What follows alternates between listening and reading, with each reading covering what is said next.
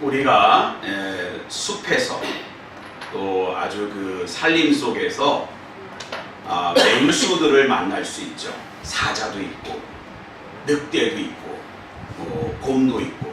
그런데 단연코 가장 사나운 맹수를 뽑는다면 호랑이를 뽑을 수 있을 것입니다. 호랑이가 이 턱이요 얼마나 센지 몰라요.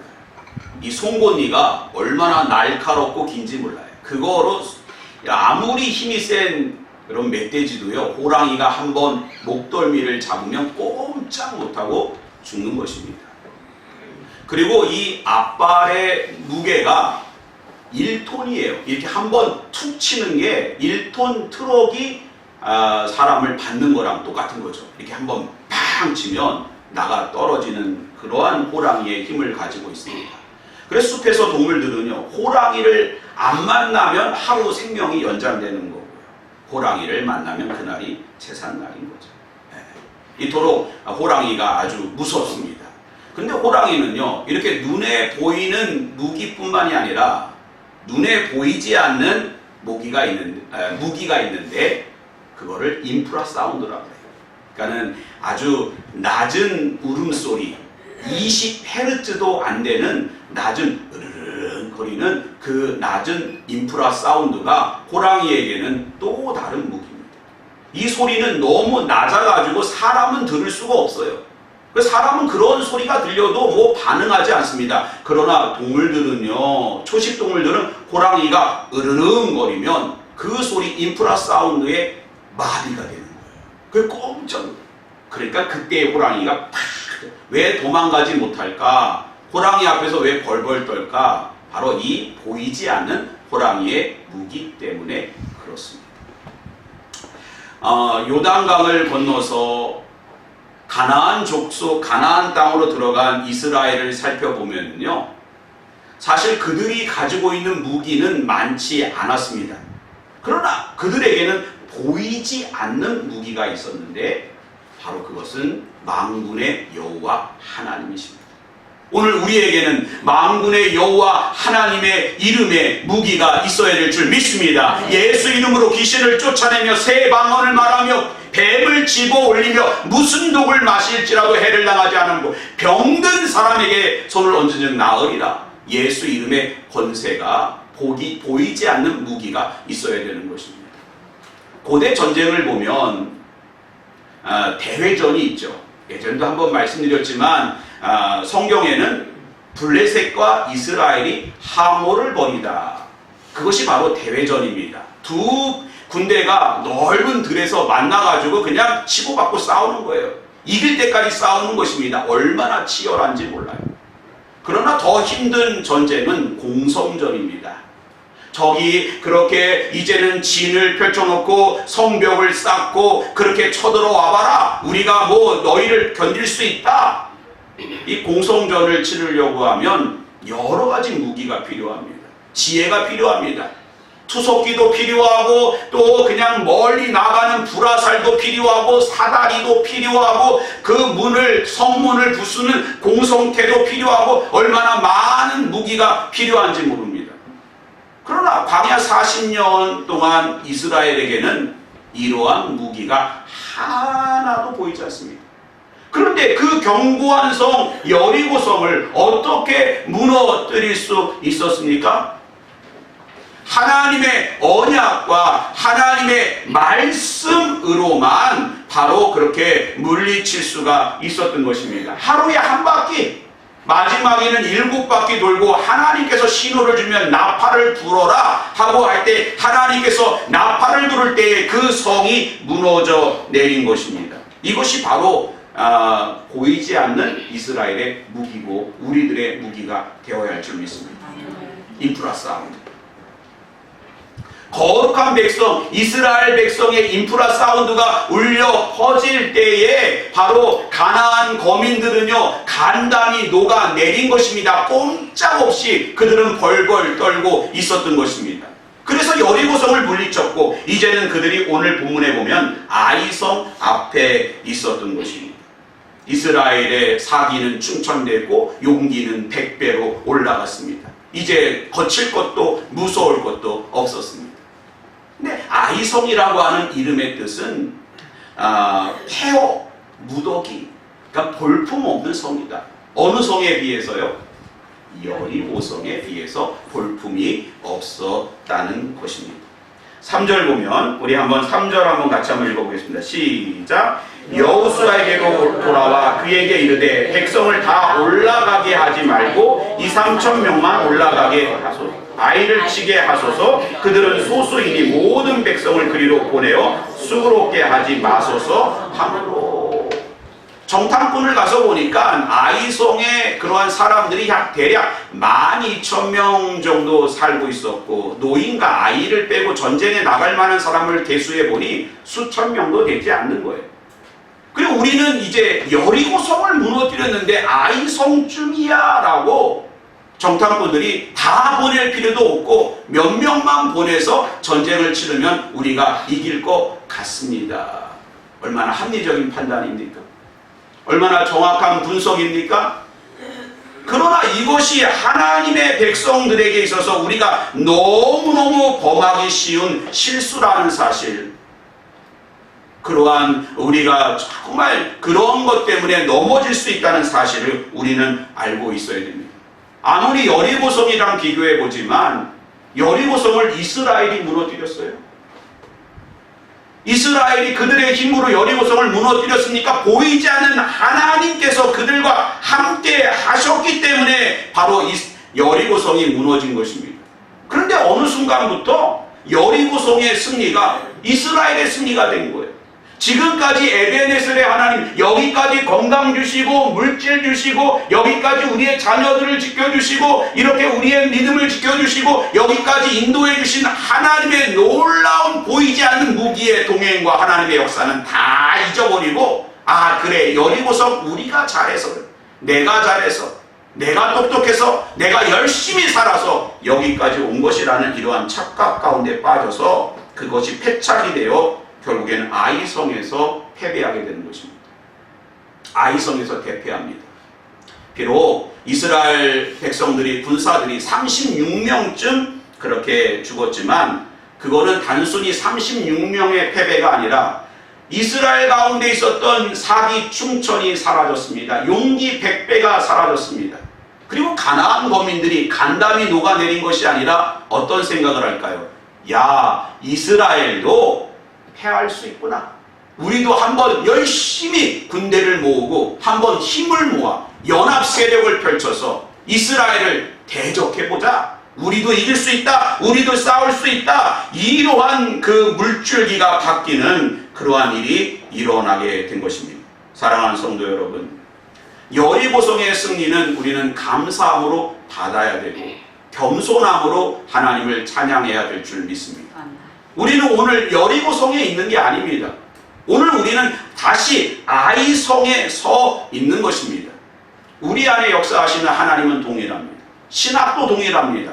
하나님의 뜻도, 우리를 향하신 하나님의 뜻도 동일합니다. 그러나 하나님 앞에 서 있는 우리들의 삶은 오늘 아이성에 있다는 사실을 기억하고 다시 한번 보이지 않는 하나님의 능력과 하나님의 역사를 바라보며 주님과 동행하며 아이성으로 올라가는 저와 여러분 되시기를 주님의 이름으로 축원드립니다. 아멘. 그럼 어떻게 하나님께서 그 아이성의 패배로 우리 가운데 교훈을 주시고 있을까요? 1절 말씀 같이 한번 읽어보겠습니다. 시작. 이스라엘 자손들이 온전히 바친 물건으로 말미암아 범죄하였으니 이는 유다 지파 세라의 증손 삽기의 손자 갈미의 아들 아간이 온전히 바친 물건을 가졌습니다. 여호와께서 이스라엘 자손들에게 진노하시리라. 여러분, 이스라엘이 아이성에서 패한 이유를 하나님이 아간의 범죄함에 있다, 그렇게 말씀하십니다. 아간이 어떤 일을 했습니까? 하나님께서 이제 여리고성을 드려라, 하나님께 온전히 바쳐라, 그것을 헤렘이라고 하는데 그 뜻은 무엇이냐 하면 여리고성에 그 어떤 것도 남겨두지 말라는 것입니다. 금과 은과 이러한 모든 것들은 성별하여 하나님의 그러한 성막 가운데 둘 것이며 모든 사람은 진멸할 것이며 하나도 남겨주지 말고 성도 다 회파하며 불사르라는 것입니다. 왜 그렇습니까? 그 어떤 흔적이 남겨두면 그것이 이스라엘을 타락시키는 출발점이 되게 됩니다. 죄는 오염성이 너무 강합니다. 여러분, 여름 과일을 보세요. 조그맣게 이제 썩어 들어갑니다. 근데 그거를 베어내버리지 않으면, 잘라내지 않으면 금방 광주리에 있는 모든 사과와 수박과 참외와 또 포도가 다 금방 상하는 거예요. 하나님 그것을 보신 거예요. 그래서 바로 하나님 앞에 온전히 바쳐라. 그런데 아간이 시날산 외투 한 벌과 은 200냥과 은 200세겔과 금 50세겔을 금덩이 하나, 은덩이 하나, 외투 한 벌을 감추어 두었던 것입니다. 그것을 하나님께서 찾아내게 하셨고 결국에는 아간의 범죄함으로 인하여 이스라엘은 아이성에서 패배할 수밖에 없었다는 것입니다. 여러분, 여기는 여리고성이 아니라 아이성입니다.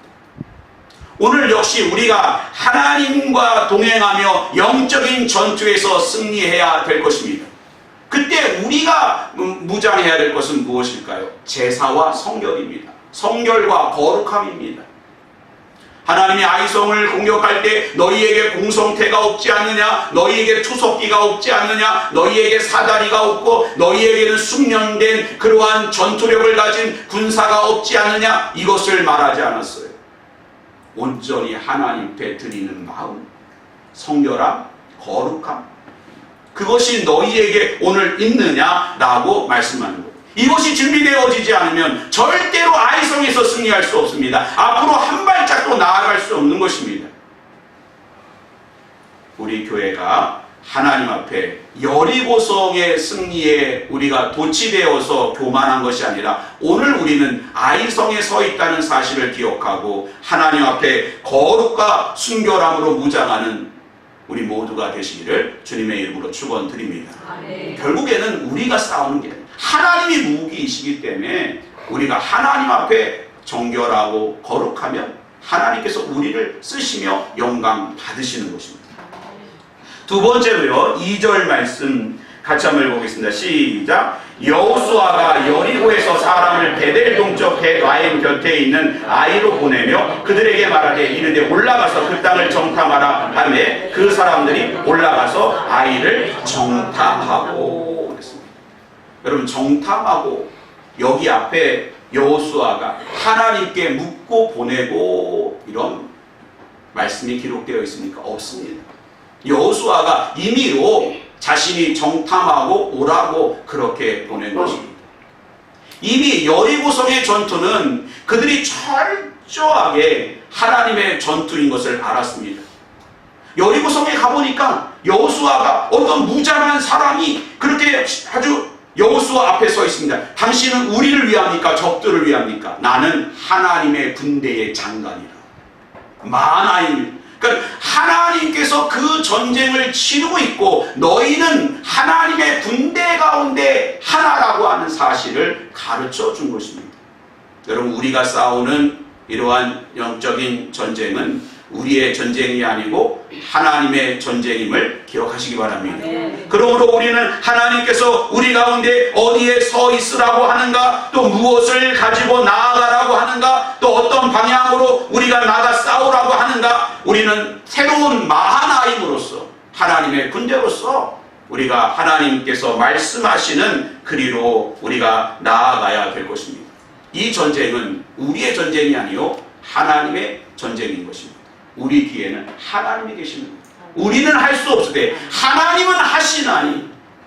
근데 우리는요, 내가 능력이 있어서 내가 할 수 있다 생각합니다. 내가 할 수 있는 일이 없습니다. 이스라엘이 가나안 정복하며 수많은 전쟁을 치르지만 그 전쟁을 면밀히 하나하나 살펴보십시오. 하나님이 하셨습니다. 요단강을 건너기 전에도 그랬고 건넌 이후에도 마찬가지입니다. 건너기 전에 바산왕의 옥과 시온의 아모리 왕 시온을 저들이 물리칠 수 있었을까요? 도저히 물리칠 수 없었습니다. 근데 하나님이 그들을 물리쳐 주셨어요. 모압 군대를 그들이 물리칠 수 있었습니까? 하나님이 하셨습니다. 하나님이 하셨습니다. 가나안 중부 전투, 남부 전투, 북부 전투, 하나님이 하십니다. 오늘 우리는 우리 가운데 역사하시고 싸우시는 하나님을 바라보고 의지하며 나아가 승리하는 저와 여러분 되시기를 주님의 이름으로 축원드립니다. 로마가 유럽을 정복할 때에 로마 사람들에게 시민권을 나눠주고 그 시민권에는 이러한 글귀가 쓰여 있었습니다. 만약 땅이나 바다에서 이 통행증을 가진 사람을 해치려고 하는 사람이 있다면 당신이 로마 황제와 전쟁을 할 만큼 강한지 생각해 보시기를 바랍니다. 그러니까 로마 시민권을 가지고 있는 사람들을 함부로 대하지 마라. 그 뒤에는 황제가 있다.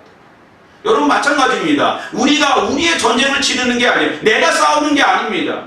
내가 싸우면 나의 전쟁이고 그건 피할 수밖에 없어요. 그러니까 하나님께 맡기는 것입니다. 우리 뒤에는 하나님이 계세요. 하나님이 하시는 거예요. 하나님이 승리를 주시고 하나님께서 이기게 해 주실 것이고 하나님께서 영광 받아 주실 줄 믿습니다. 아멘. 마지막으로 7장 26절, 우리 7장 26절로 한번 가보겠습니다. 같이 읽습니다. 시작. 그 위에 돌 무더기를 크게 쌓았더니 오늘까지 있더라. 여호와께서 그의 맹렬한 진노를 그치시니 그러므로 그곳 이름을 오늘까지 아골 골짜기라 부르더라. 여러분, 아간이 자신의 범죄함을 숨길 수 있다고 생각했을 것입니다. 땅속 깊이 묻었을 것입니다. 그러나 하나님께서 정확하게 아간을 찾아냈고 그 아간을 아골 골짜기에서 돌로 쳐서 죽이며 그것이 무덤이 되어서 오늘까지 아골 골짜기, 해골의 무덤이라고 불려졌던 것입니다. 여러분, 우리는 하나님께서 모세를 통하여 이스라엘 백성들이 요단강을 건너기 전에 이스라엘의 반은 그리심산에, 이스라엘의 반은 또 에발산에 세우며 너희 앞에 하나님께서 축복도 있고 저주도 있다, 이러한 것을 기억하실 것입니다. 무슨 말입니까?